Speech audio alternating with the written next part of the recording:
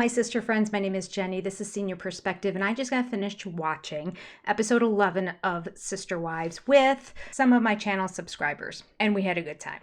It's one way to get through it. Just do it together. One of the things I wanted to point out, now I will do a full episode recap, but I just wanted to take a moment and address something because I know that in this episode review, I am going to tear apart Kody Brown and his crying over Meri. I'm not having it. I don't believe it. Not for a second. And I'm going to show you why. This is for everybody who always says, don't be so hard on them. Don't kick somebody when they're down. Let me walk you through a few things that have happened in the past because I have been here since season 1, episode 1. For 14 years, I've been invested in this family. You're a very sick woman. I feel like they're an extension of me, okay? And I have a mind like an elephant. Not really. I'm old and it's slipping. But some things stay up there and they don't go away. And some of those things I'm going to share with you right now. Now, for those of you who didn't see all the episodes in the past, let me just tell you. Season 1, episode 2 enters Robin Brown. And from that moment on, Kody had only eyes for Robin. Nobody in the family would ever call me romantic, I don't think. And I just kind of got overcome by this romantic bug. No self-respecting man would admit this stuff, but I kind of melted. I don't know what happened to me. It's still happening. It's been that way from day one. We saw the demise of the OG3's relationship year after year after year after year, dwindle, and Kody being meaner. Okay. He eventually got to the point that he really didn't have a relationship with Meri at all. Wasn't interested in her. After many years of this going on and no intimacy in their marriage and him not showing that it's ever going to come back, Meri gets catfished. She falls into the trap. She starts an online relationship with a man whose only picture she's seen because he's really not a man. It's a woman pretending to be a man. The whole thing was a hot mess. In the end, this was Kody's excuse to completely dismiss Meri. She apologized. She said, what do we have to do to make amends? Blah, blah, blah, blah, blah, blah, blah, blah, blah. And so on, and so on. Now let's look, still back in Vegas, all the way back to season 10. We are now in season 19, by the way. Meri starts begging for forgiveness, wanting him to come back.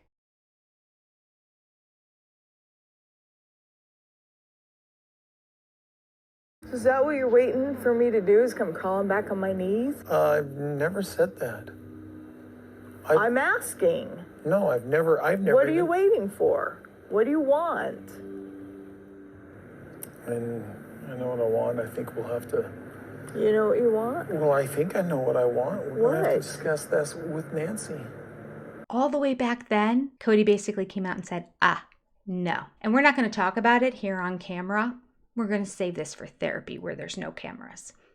You won't tell me right now what you want? Well, Meri, there's only one way to discuss this, and that's with Nancy, because you're already seeming antagonistic. I'm not antagonistic. I just want to know. I'm tired of being in limbo. He does his usual implication. It's not safe to talk to you outside of the therapist. Basically indicating, I have decided what our relationship will be, but I will clue you in later on at a time that's convenient to me. When I'm good and ready, that's when. And we know that was the end of their marriage. Never again did he want to be with her. Never again did he sleep in her bed or sleep with her or have any real intimacy with her. Okay, of course, at the time, she didn't know it was going to go that way. So let's look back at episode 10 to see the groundwork that Kody is laying for Meri. Kody, I just feel like I've spent a lot of years not knowing where we were. You know, both of us have just been avoiding any sort of anything with our relationship. I don't know what you want anymore. Well, I want a peaceful, a kind, and a safe place. So do I. How have I not been? I need to be able to come to you with something that I need, even if it's just a ladder, or even if it's just trying to figure out the sprinkler system without you saying, I can't do it. It's just too much for me. Figure it out yourself. I'll talk to you about it later. And then you never come talk to me about it later. I mean, I feel like I'm doing my life by myself. Okay, Meri is begging him, talk to me. Let's work this out. Tell me what you're thinking. What's going on? Are we going to get back together again?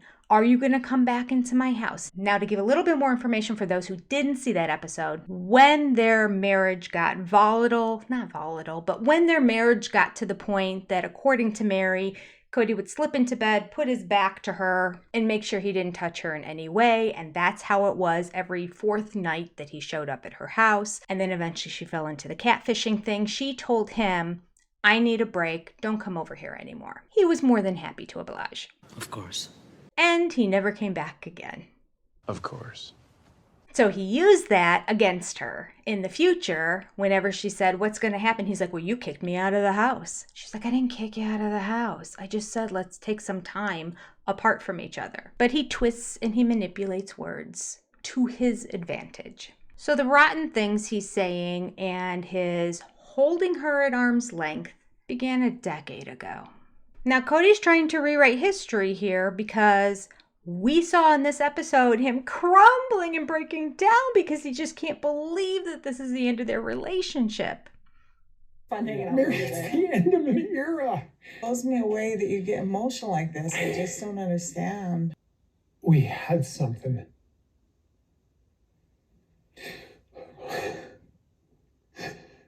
We had something special. Really? It is just heartbreaking in a way. There's so many clips I can put in here, but let's just jump ahead to last season. How did Kody describe his relationship with Meri? Here we go. I am willing to fake being in love with Meri, doing my duties as a husband, sort of putting up with things that frustrate me so deeply that I struggle to be around her. If I need to, I can fake through this. I don't want to, but if you're going to insist, then we will. I don't want to do it, but I'll fake it if I have to with you. See, everything he's saying is a setup because he doesn't want her around at all. And she has said over and over and over again, he's so mean, he's so rotten to me. He says these things so that I will leave. I struggle to be around her. Because he believes in his head, or he knows in his head, it is really bad in their faith in the AUB church, even though he doesn't attend it anymore. Nevertheless, he still wants the admiration and respect of the men at that church. And he knows that if he tells a wife, you must go, that goes against what the church believes, and he will be in bad standing with them, and he won't get another wife. Not that he wants another wife, but the bottom line is he's kind of a disgrace. Well put. So Kody makes it clear that he is no longer in love with Meri at all, and he does it in multiple ways over the course of the show. Here's the classic scene at the picnic table where he is trying to explain to Robin how she made him promise her before she would marry him in a sacred covenant that if he ever wasn't in love with her anymore, he would let her know. This is the agreement you required of me in order to get married. If I'm ever not in love with you, I won't just sit there and be in a pathetic place with you. You made me promise you that. I.e., he clearly made it known to her before she married into the family that he was not in love with one or multiple other wives. And she said, whoa, whoa, whoa, whoa, whoa. I don't want to be one of those people. So let's make a sacred covenant before I get into this, that if you ever feel like that about me, you will let me know right away. And he said, fine, yeah, I'll do that. I like you. I won't just sit there and be in a pathetic place with you.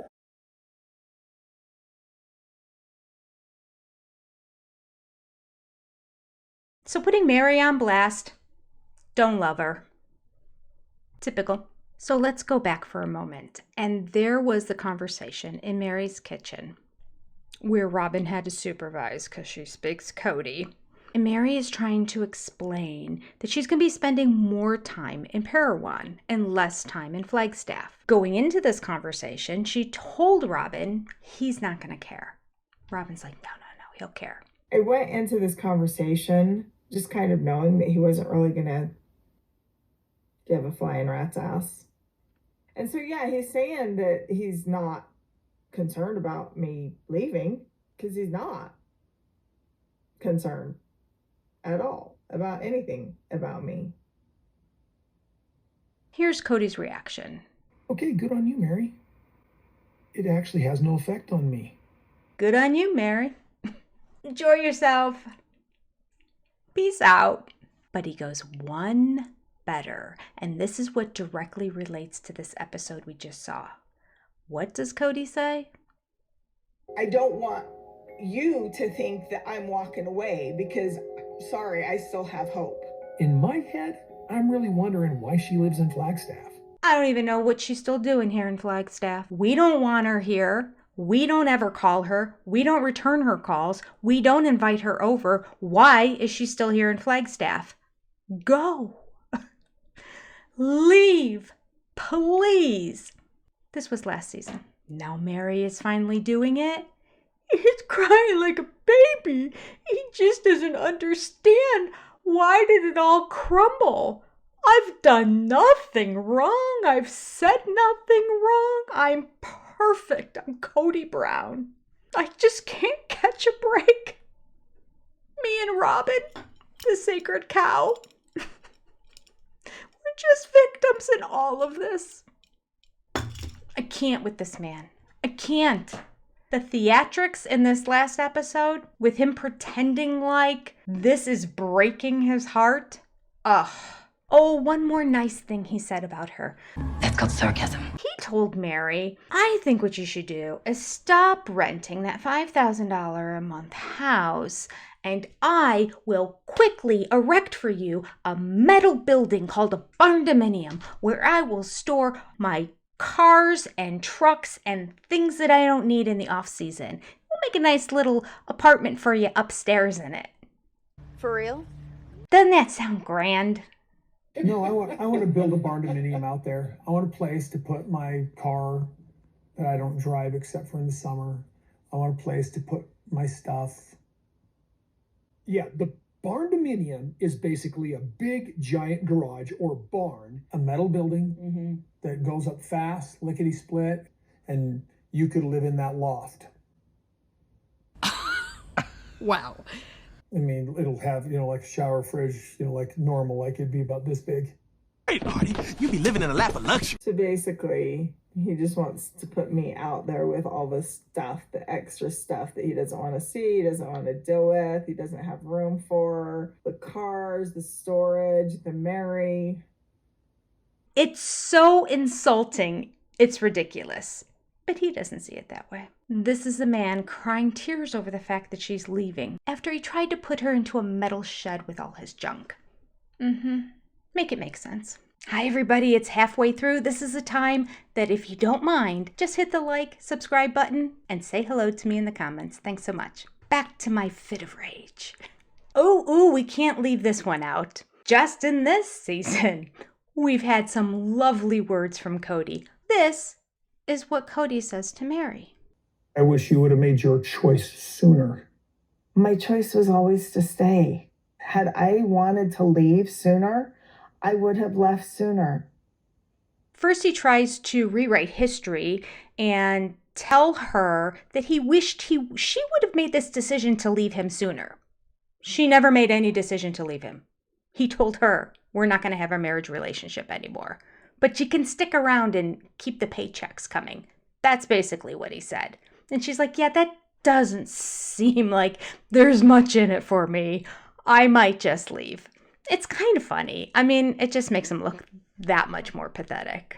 Oh, I wish I would have made this decision sooner. It would have made my life easier. But he doesn't stop there. Here's the classic scene where he describes the fact that Meri's relationship was a bad relationship, but he has a good relationship with Robin.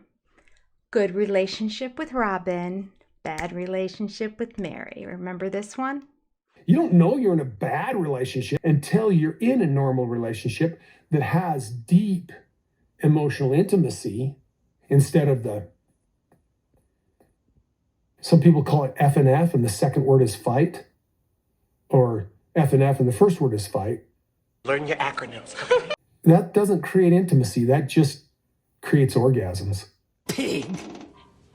He's such a pig. I can't with this man. I can't. Okay, let's move on. Whoo!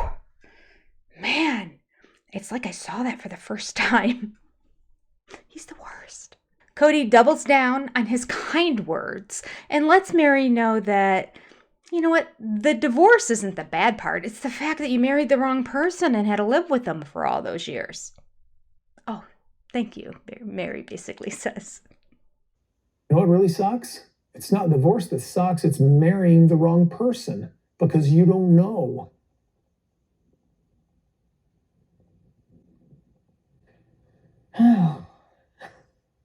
Wow, okay. What do you think of that, Meri? What sucks is marrying the wrong person and not having the decency to tell her until 32 years later. Booyah. Let's just take a quick moment and see the full scene on display of his acting. He will pull Meri in close, just keeps pulling her in close and patting her on the back like she's like, I can't breathe. Come on, leave me alone. Come here, woman. I'm so sad. I need to cry. And then throughout the rest of the scene, we are going to see him getting tears coming out. And you know, whenever there's tears, there's snot. Does the man go to get a tissue? No, of course not. Snot constantly. Wiping the snot on his hand over and over again. And then he pulls Meri in at the end for another hug. It's all over her shirt. It's like the cherry on the top of the scene. Yeah, it is.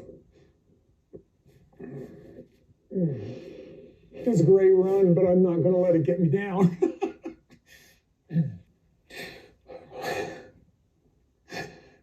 We had something special. And it feels like it just all went to sort of. It did. Because of you, Kody. Oh, wait, he's going to come up with a line here at the end that's just going to blow your mind. Because we know the man can take no responsibility, right? Now, in this situation, it has been crystal clear to everybody for like a decade, but Meri is finally catching on, and we all are aware he wants Meri gone. So this scene is ridiculous. Meri completely confused by it all. The rest of us just angry. I'm glad that we were able to be friends. I'm glad that you're my favorite ex-wife. But it's the weirdest thing to be in that place. Yeah. It is just heartbreaking in a way. So Kody's very, very sad about how his life right now is very different from the one he had in the past. And what caused that to happen? Oh, he tells us. Let's watch. You know, and it just seemed like everybody else just went, this isn't important.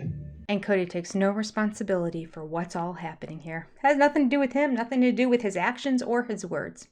He just can't believe this is happening to him and his precious picture.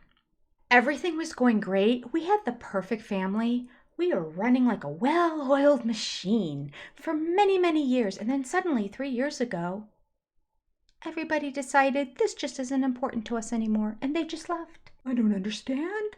Why did they go? Where did they go? What's happening? Why is this not important to them? It's so important to me. Do they not understand this is the principle of our faith, that I can be as mean and rotten to them as possible, and they are supposed to stay. They have no leg to stand on when they want to pick up and stand up for themselves and go, it's not okay. They must stay with me, no matter how mean I am to them, no matter how rotten I behave, or what terrible things come out of my mouth. Doesn't matter. They're my wives. I own them. They should stay. I don't understand this. Why is everybody going? Even the ones I kicked out, why did she go? Oh, he's insufferable. Oh, it's just so hard to watch this show. You people, if I didn't have this opportunity to sit here and chit-chat this and work through it with you, I think I'd lose my mind. I hope you feel the same. I hope this is therapeutic for you. And then the man, with all his nerve, unbelievably, actually, first of all, let me step back. He apologizes to Meri for the 7 years that he's been leading her on, making her move to Flagstaff with him, with the promise of a relationship that he refused to even attempt to rekindle after she sold her house in Vegas and moved to Flagstaff with them. It was rotten. It was rotten to the core. A terrible move on his part. If in real life we knew somebody who just did that one thing, we would be like, ooh, stay away, rotten person. This, we're just mentioning it amongst hundreds of other things this man has done. It's kind of unbelievable. And now, with you, I'm through that anger phase. I'm sorry about the 7 years. So he apologizes to her, but then backtracks it because you know the man, he's not wrong ever. I'm sorry about the 7 years, but I'm glad we did it because now I can mourn a loss instead of being angry. Does that make sense? He really quickly wants her to realize, I'm apologizing, but not really. I'm going to take it right back because I'm going to say I've been really angry over the situation with Christine. And I would have been really angry with you if we would have broken up 7 years ago, if you wouldn't have come here. But you did come here. And I led you on for 7 years to believe that maybe we would rekindle our relationship. But Meri, I am so grateful because in those 7 years, I had the opportunity of changing from anger over the catfishing thing to just sadness that this is ending. So it's good, right? Do you understand how this is good that I made you come 7 years ago and spend 7 years of your life pining after me, waiting for me, and I didn't come? It's a good thing because I'm now not angry. I'm just sad. See the tears? Wait, what's that? Am I supposed to ask how you feel about this? Well, this is not really about her. It's about me. It's about me. She should be happy that I moved from anger to sadness over the 7 years. I don't really care what she thinks or feels, quite frankly. Unbelievable. He's the worst. So is this your little manipulative move to make her think you're suffering and she's leaving you behind? Because it's not working. We're not believing it. Oh, quite frankly, I don't think Meri's believing it either. Meri, do you understand what's going on? Does that make sense? Kind of. Oh, Meri, don't say kind of. Just speak truth. I know she was just confused in the moment.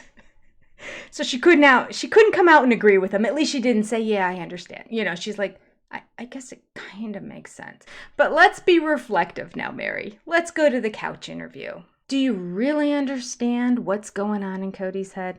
Do you understand this notion that he's thrilled that you came for 7 years so that he could move over 7 years' time from anger to sadness?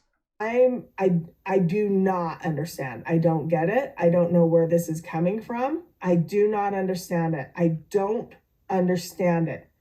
He has made it clear that he did not want me in his life. So why this emotion? Nobody knows. Acting, selfishness, delusional thoughts, rewriting history. I don't know. Pick one. All of the above. The man's a mess. He's always been a mess. His brain is scrambled eggs. It's hard to follow a train of thought with him. Don't try. Trust me, I try every week. It gives me headaches. Just move on and enjoy yourself. Have fun, Meri. Go laugh, be joyful, be free. Warning. Warning, warning, warning. Warning. Alert! Alert! Alert! Alert! Alert! Alert! Alert! Alert! Alert! Ugh, that's disgusting. This is the end of an era, and now we have permission to move on.